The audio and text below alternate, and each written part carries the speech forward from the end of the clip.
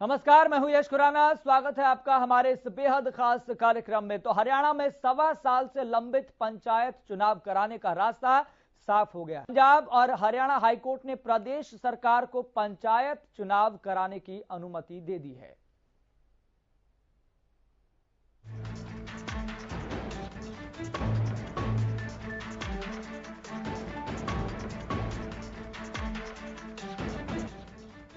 हरियाणा में पंचायत चुनाव को लेकर इंतजार खत्म होने वाला है। पंजाब हरियाणा हाईकोर्ट ने हरियाणा में पंचायती चुनावों पर लगे स्टे को हटा दिया है। हाईकोर्ट ने पंचायती चुनाव करवाने की मंजूरी दे दी है। जल्द होंगे पंचायत चुनाव। हरियाणा में पंचायती चुनाव पर लगा स्टे हटा। हरियाणा सरकार निर्धारित करेगी चुनाव कब होंगे। फरवरी 2021 में खत्म हुआ था पंचायतों का कार्यकाल। सरकार नई आरक्षण व्यवस्था से ही चुनाव करा सकेगी। सरकार ने पंचायती चुनावों को लेकर नए नियम लागू किए थे, जिसके तहत महिलाओं के लिए 50% आरक्षण का प्रावधान किया गया था। साथ ही ओबीसी के लिए 8% सीटें निर्धारित की गई थी। लेकिन सरकार के इस फैसले पर आपत्ति जताते हुए हाई कोर्ट में 13 याचिकाएं दायर हुई थी। कोर्ट इन याचिकाओं पर सुनवाई आगे भी जारी रखेगा। कोर्ट के फैसले पर खुशी जाहिर करते हुए बीजेपी प्रदेश अध्यक्ष ओपी धनखड़ ने कहा कि राज्य में अब पंचायत चुनाव का रास्ता साफ हो गया है। सरकार जल्द ही चुनाव करवाएगी। भाजपा पंचायत चुनावों को लेकर पूरी तरह से तैयार है।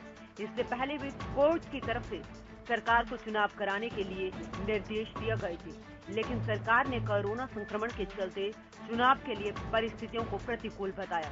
लेकिन अब सरकार ने फिर से कोर्ट में चुनाव कराने की इजाजत मांगी तो कोर्ट ने सरकार को ग्रीन सिग्नल दे दिया है। प्रदेश में 6,311 पंचायतें हैं जिनमें अब चुनाव होंगे। इसके अलावा जिला परिषद और पंचायत समिति के सदस्यों के भी चुनाव होंगे। अब जल्द ही सरकार प्रदेश में पंचायत चुनाव करा सकती है। Bureau report, Haryana news. तो पंचायत चुनाव को ग्रीन सिग्नल मिल चुका है। बिना किसी देरी के सीधा रुख करेंगे। हमारे मेहमान हमारे साथ जुड़ गए हैं। सीधा तारुफ आपका करा देते हैं। बीजेपी प्रवक्ता प्रोफेसर विधुरावल हमारे साथ जुड़ गए हैं। हमारे साथ खालिद चाहलका जुड़ गए हैं। कांग्रेस प्रवक्ता सर, आप दोनों का बहुत बहुत शुक्रिया इस खास कार्यक्रम में जुड़ने के लिए। और हमारे संवाददाता चंडीगढ़ से जुड़ गए हैं रवि कालीरमन। सर, मैं आप दोनों के पास आऊंगा, लेकिन सबसे पहले सीधा रुख करेंगे हमारे संवाददाता रवि कालीरमन का। रवि कालीरमन, सबसे पहले आप अपडेट बताएं और दर्शकों को सबसे पहले आप ये भी समझा दें कि नई आरक्षण व्यवस्था क्या है जिसके तहत अब पंचायत चुनाव होंगे। बिल्कुल यश, देखिए, अगर बात करें पंचायत चुनाव की तो हरियाणा पंजाब हाईकोर्ट की तरफ से जो रास्ता है वो साफ हो गया है। ग्रीन सिग्नल जिसको हम कह सकते हैं वो मिल गया है और ऐसे में कहीं ना कहीं आने वाले समय में जल्द से जल्द जो है हरियाणा सरकार पंचायत चुनाव के लिए लेटर जारी कर सकती है। और ये लेटर जो जारी है वो इलेक्शन कमीशन हरियाणा को जारी किया जाएगा और उसमें कहीं ना कहीं जो टाइम लगता है 70 से 75 दिन का जो समय लगता है इलेक्शन कराने में, तो वो समय जरूर लगेगा। तो ऐसे में कहीं ना कहीं हरियाणा में आने वाले 70 से 75 दिन के अंदर पंचायत चुनाव हो सकते हैं। और इसके अलावा अगर बात करें आरक्षण की तो 50% महिलाओं को आरक्षण के लेकर, साथ साथ ओबीसी कोटे को 8% का जो आरक्षण है वो दिया गया। तो इसके चलते जो तमाम 13 याचिकाएं जो हैं वो हाईकोर्ट में लगी थी, जिसके चलते पिछले फरवरी 2021 में जो है पंचायतें भंग हो गई थी। उसके बाद जो है पंचायतों का जो गठन है वो नहीं हो पाया था। तो ऐसे में लगातार जो मांग चल रही थी, प्रदेश के तमाम जो लोग हैं वो कर रहे थे कि पंचायत चुनाव जल्द से जल्द कराए जाने चाहिए। तो ऐसे में कहीं ना कहीं हाईकोर्ट में ये मामला लंबित था, तो जिस वजह से इतना लंबा जो समय है। लेकिन एक साथ साथ इसमें ये भी जो चीजें हैं, जिस तेजी से विकास जो है पंचायत के गठन के बाद हो सकता था, उतनी तेजी से विकास जो है गांव का नहीं हो पाया। ये जो है देवेंद्र सिंह बबली जो पंचायत मंत्री उन्होंने साफ किया। हालांकि पंचायतों के गठन के बाद जो काम होना चाहिए, जिस स्पीड से जो काम होना चाहिए वो होगा। इससे पहले थोड़ी सी दिक्कतें, थोड़ी सी जो कठिनाई जो है वो सरकार को जरूर आई थी। तो ऐसे में कहीं ना कहीं अब ग्रीन सिग्नल मिल गया है। आने वाले जल्द जो समय है जल्द से जल्द जो है हरियाणा पंचायत चुनाव होने जा रहे हैं। यश, ठीक है रवि, मैं आपके पास आऊंगा। चर्चा की शुरुआत में खालिद चाहलका जी के साथ करना चाहूंगा। खालिद चाहलका जी, अब तो सुकून है। आप सरकार पर आरोप लगा रहे थे शुरुआती दौर से लेकर अब तक कि सरकार डर रही है चुनाव कराने से। देखिए यश खुराना जी, जहां तक आप सुकून की बात करते हैं, आपको बता देना चाहता हूँ कि जो सरकार इस प्रदेश में सबका साथ सबके विकास की बात करती थी, जो सरकार प्रदेश में चहुमुखी विकास की बात करती थी, उसी सरकार ने प्रदेश के में विकास की या गांव के विकास की या प्रदेश के विकास की मुख्य कड़ी को 1.5 साल से लॉक कर दिया। और वो कंधे का सहारा किसका लिया गया? कंधा इस्तेमाल किया गया माननीय हाई कोर्ट का। ये जो आज सरकार ने किया, कोरोना के समय जब सरकार माननीय उच्च न्यायालय ने कहा था, तो सरकार का जवाब ये था कि अभी समय उचित नहीं है पंचायत चुनाव के। आज भी सरकार ने क्या काम किया है? आज कोई जो हाईकोर्ट में माननीय उच्च न्यायालय में जो मुकदमा है वो खत्म तो नहीं हो गया या उसकी सुनवाई पूरी तो नहीं हो गई। सरकार ने आज गुजारिश की कि हमको पंचायत चुनाव कराने की अनुमति दी जाए। माननीय उच्च न्यायालय ने उस अनुमति को मान लिया। केस जो के तो वो चलता रहेगा माननीय उच्च न्यायालय। तो ये जो 1.5 साल का अर्थ है, आपने विकास की बात करने वाले लोगों ने इस प्रदेश से विकास को खत्म कर दिया गया। मैं भाजपा के प्रवक्ता यहाँ बैठे विजय रावल जी, बड़े अच्छे दोस्त हैं हमारे, मैं उनसे पूछना चाहता हूँ कि 1.5 साल के अरसे में प्रदेश पंचायतों से कितना फंड रिलीज किया गया और वो किसके द्वारा खर्च किया गया? मैं आपको बता देना चाहूँ कि बीते 1.5 साल के अंदर बहुत बड़े लेवल पर सरकार के अधिकारियों, सरकार के मंत्रियों ने बैठकर एक बहुत बड़ी मिलीभगत करके जनता के धन का उपयोग किया है। मैं मांग करता हूँ, कांग्रेस पार्टी ये मांग करती है कि 1.5 साल का हिसाब जो सरकार और सरकार के अधिकारियों ने मिलकर पंचायतों को चलाया, उसका हिसाब प्रदेश को देना चाहिए। सरकार को ये लगता था पहले चुनाव करने की जो ये चाहते थे कि उस समय इनके खिलाफ प्रदेश में एक ज्वालामुखी फूटा हुआ है और उस ज्वालामुखी में खुद को खत्म हो जाने के डर से उन्होंने लगातार हाई कोर्ट में बहाने सही समय पे जवाब नहीं दिया। आज सरकार को ये लगता है कि ज्वालामुखी थम गया है, लेकिन मैं उनको बता देना चाहता हूँ कि खामोश ज्वालामुखी जो सरकार के खिलाफ है गांव के अंदर, वो थमा नहीं है, वो इंतजार में है अपने में। उनका नंबर कब आने वाला है? इस प्रदेश से आप देखेंगे जब पंचायत का चुनाव खत्म होगा तो इस प्रदेश से भाजपा और जेजेपी नाम की बीमारी। ठीक है खालिद भाई, जवाब ले लेते हैं। आपने कई पॉइंट रखे हो जाएगा और इस प्रदेश के अंदर लोगों के प्रतिनिधि जो होंगे कांग्रेस समर्थित प्रतिनिधि होंगे। जी ठीक है, आपने कई पॉइंट रखे हैं और कई सवाल आपने रखे हैं। मैं चाहूंगा कि प्रोफेसर विधु रावल उन सवालों का, उन पॉइंट का जवाब दें और ये भी बताएं कि 1.5 साल में सरकार ने कितना पैसा रिलीज किया और कितना डेवलपमेंट के कार्य हुए। और सरकार पर यह भी आरोप लग रहा है कि सरकार ने मजबूती के साथ हाई कोर्ट में पक्ष नहीं रखा, तभी इतना विलंब हुआ।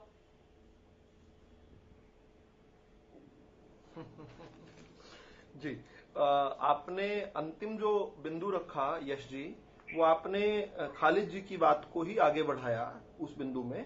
हालांकि आपका प्रश्न था, आप प्रश्न के तौर पर पूछ रहे थे। खालिद जी ने कहा कि न्यायालयों के कंधों का इस्तेमाल किया। देखिए, मतलब अच्छा लगता है जब कोई जानकारी ना रखता हो उसके सामने लगातार झूठ बोलते रहे तो चल जाएगी बात।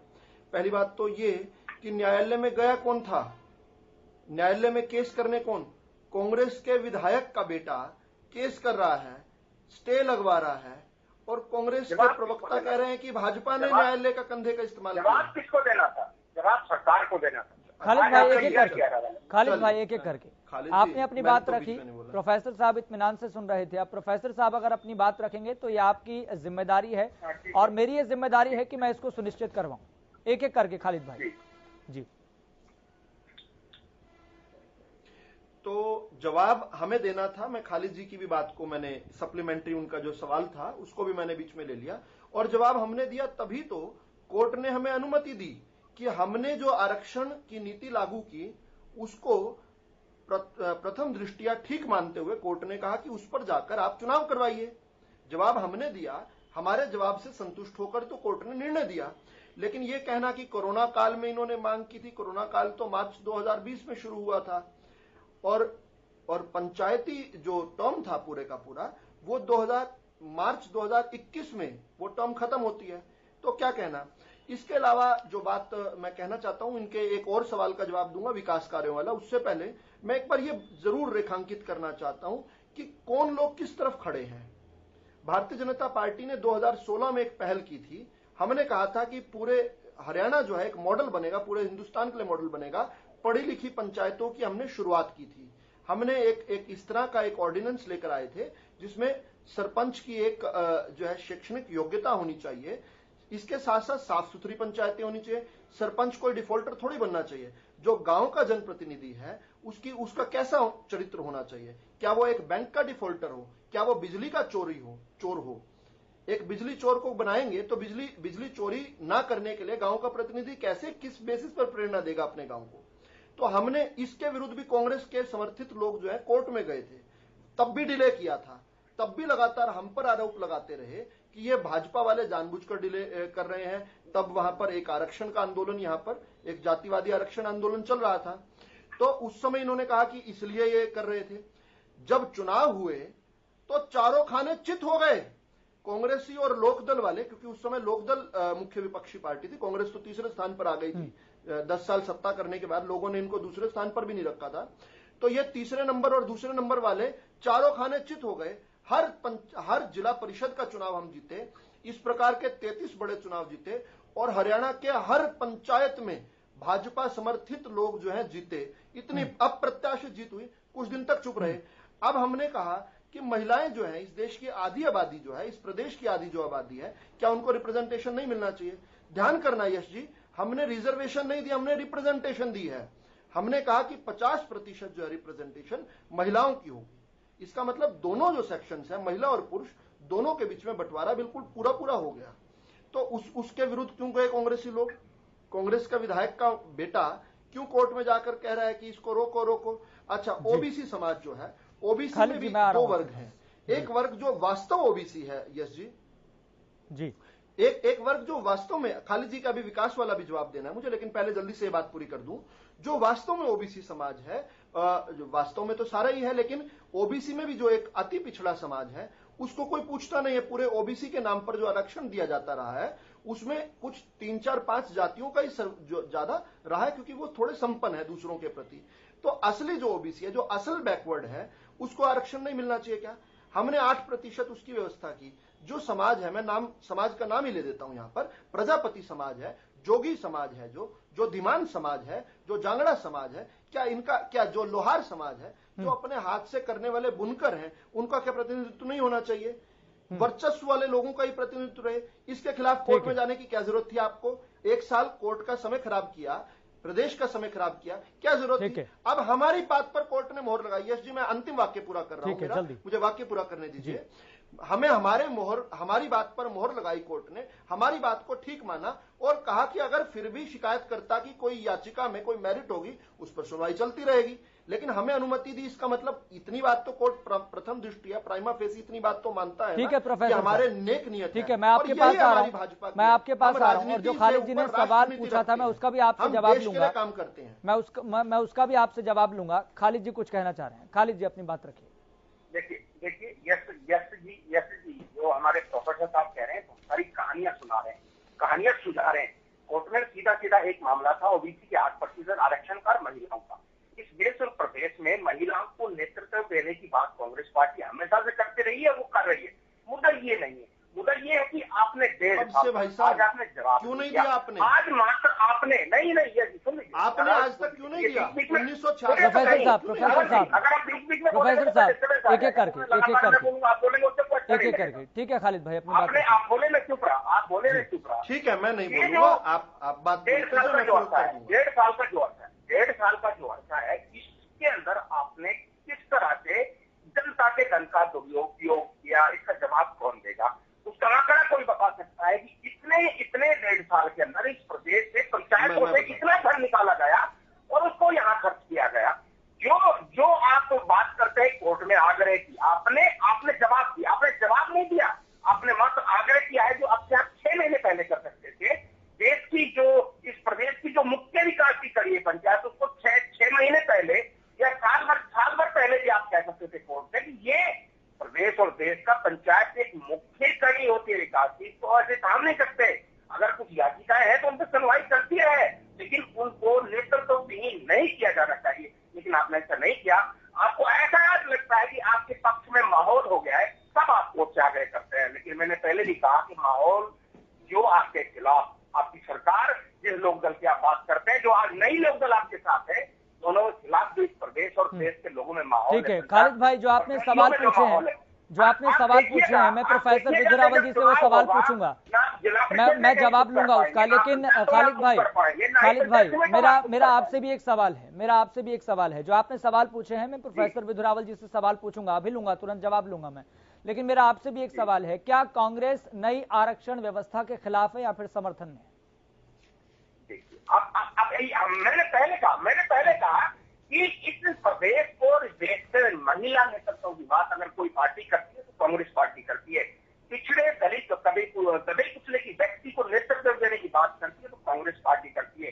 जो इस देश का संविधान कहता है, संविधान को लागू करने की जो सही प्रक्रिया है, खालिद भाई लंबी बात बताने के बजाय एक सीधा पॉइंट में हाँ या ना में जवाब दीजिए। नई आरक्षण व्यवस्था के साथ हैं या फिर खिलाफ हैं?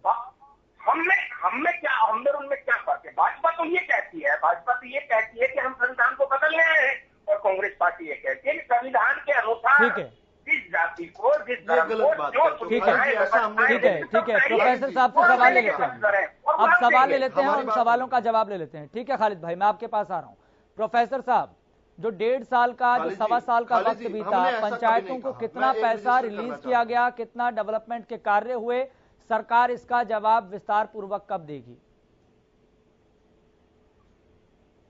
अभी तुरंत आपके चैनल पर जी मैं दे रहा हूं जी।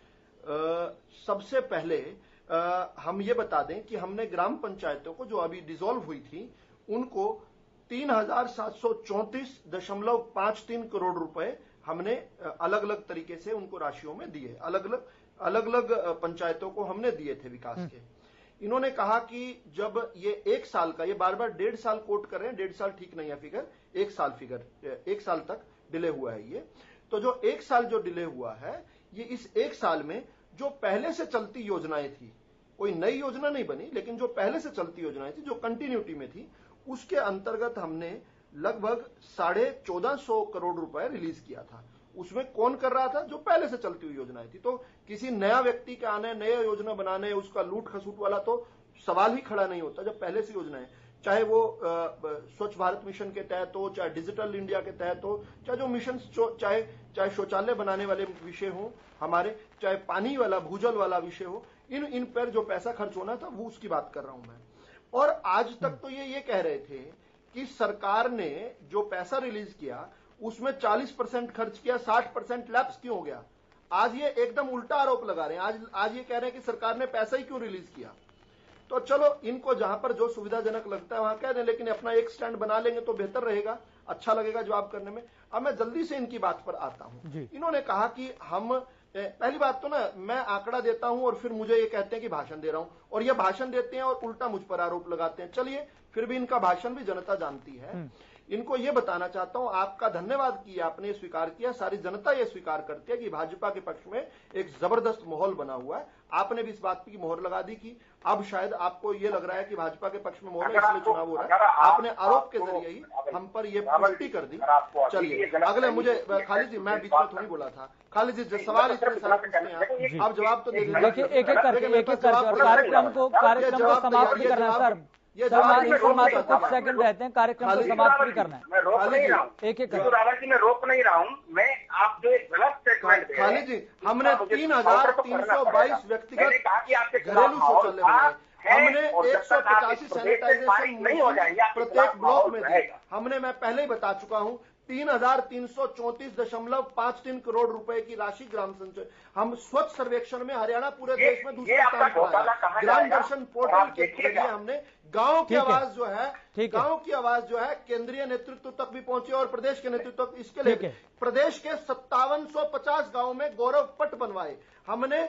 स्वच्छ भारत दिवस पर, महात्मा गांधी जी की जयंती पर, हमें पूरे देश में ODF+ के जरिए जो है पूरे देश में प्रथम स्थान मिला। ठीक है प्रोफेसर साहब, 1874 ग्राम सचिवालय हमने स्थापित किए हैं, 1123 व्यायामशालाएं बनाई हैं। और आप जो कह रहे थे कि हम महिलाओं को 1966 से लेकर दे रहे थे, अरे दिया क्यों नहीं आपने? आप बात कर रहे थे, हमने काम किया है। कांग्रेस केवल बात करती रही, भाजपा ने आकर पढ़े लिखे पंचायतें बनाई। अब महिलाओं को उनके हक और हकूक के, ठीक है सर, कार्यक्रम को समाप्त करना है। मैं माफी चाहूंगा सर आप दोनों से। मैं सर आप दोनों से माफी चाहूंगा, कार्यक्रम को समाप्त भी करना है। ठीक है, ठीक है खालिद भाई, ठीक है, ठीक है सर, आप दोनों का सर बहुत बहुत शुक्रिया इस खास कार्यक्रम में जुड़ने के लिए, अपना पक्ष रखने के लिए। अभी आपका भी बहुत बहुत शुक्रिया। फिलहाल मुझे भी दीजिए इजाजत, आप देखते रहें हरियाणा न्यूज।